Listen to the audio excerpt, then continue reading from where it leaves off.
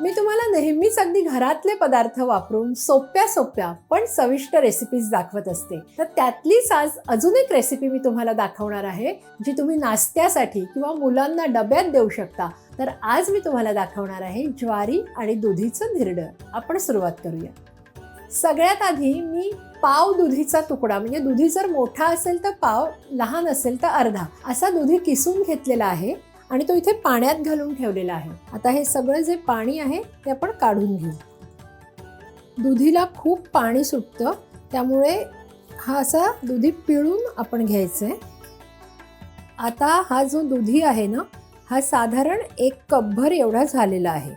आता त्याच्यात इथे मी काय केलं आहे, एक 3-4 मिरच्या, कोथिंबीर भरपूर आणि 7-8 लसणाच्या पाकळ्या हे वाटून घेतले. आता ते आपण घालूया.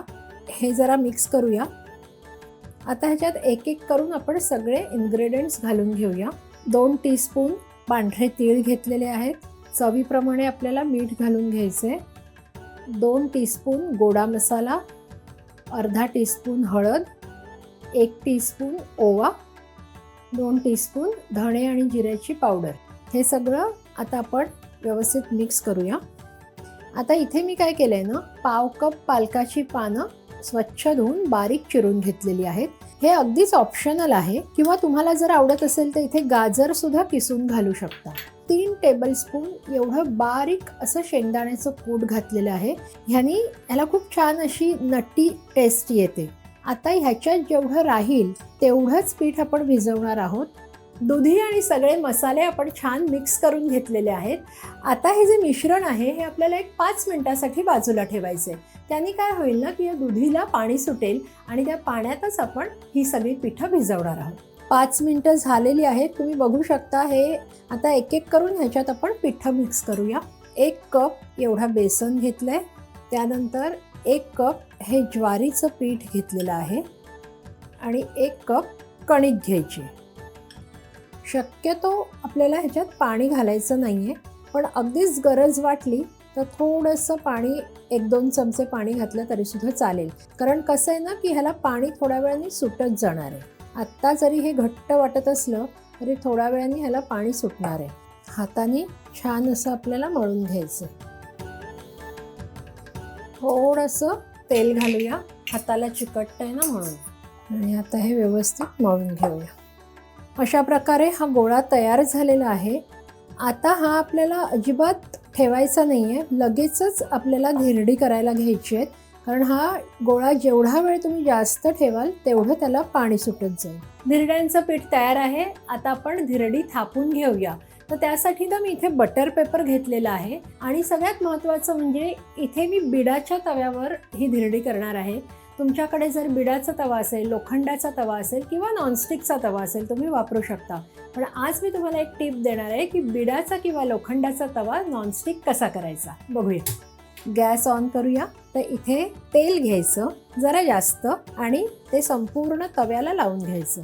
आता हा जो तवा आहे हा मोठ्या गॅसवर तापवून घ्यायचा. तवा तापलाय की नाही ते आपण चेक करूया. थोडासा पाण्याचा हपका ह्याच्यावर मारणार आहोत.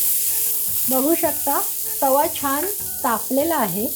आता काय करायचं, एखादा टिश्यू पेपर किंवा कांद्याची साल घ्यायची आणि हा जो तवा आहे हा पुसून घ्यायचा. पुन्हा एकदा ह्याच्यावर पाणी मारायचं आणि पुन्हा एकदा छान पुसून घ्यायचं. आता ह्या तव्यावर तुम्ही काहीही केलं तरी ते चिकटणार नाही. अशा प्रकारे हा तवा आपण नॉनस्टिक करून घेतलेला आहे. आता धिरडी करायला घेऊया. त्यासाठी सगळ्यात आधी मी हाताला थोडंसं तेल लावून घेणार आहे. ह्यातला एक गोळा घ्यायचा. ही जी धिरडी आहेत ना ती आपण अगदी छोटी छोटी करणार आहोत. आता हा गोळा ह्या बटर पेपरवर ठेवण्याआधी त्यालाही थोडंसं तेल लावायचं. हा गोळा त्यावर ठेवायचा, वरून दुसरा बटर पेपर ठेवायचा आणि आता हे धिरडं जे आहे ते लाटून घ्यायचं. आता सगळ्या बाजूनी हे छान थापून झालेलं आहे किंवा लाटून झालेलं आहे. हे एवढं जाड ठेवायचं बरं का, आपल्याला जास्त पातळ नाही करायचं. आता तव्याला थोडंसं तेल ब्रशने लावून घ्यायचं आणि हे जे धिरडं आहे ते त्यावर टाकायचं. आता वरून सुद्धा थोडंसं तेल लावून घ्यायचं. हे ब्रशने आपण तेल लावतोय त्यामुळे ते फार जास्त लागलं जात नाही. हे बघा कुठेही चिकटलेलं नाही आहे, छान हे उलटलं जातं आहे. ह्या बाजूनी सुद्धा थोडंसं तेल लावायचं आणि दोन्ही बाजूनी आपल्याला छान खरपूस करायचं. हे बघू शकता मस्त असं खरपूस झालेलं आहे. दुसरी बाजू पण आपण अशीच करायची आहे. अशा प्रकारे हे धिरडे झालेलं आहे, आपण काढून घेऊया.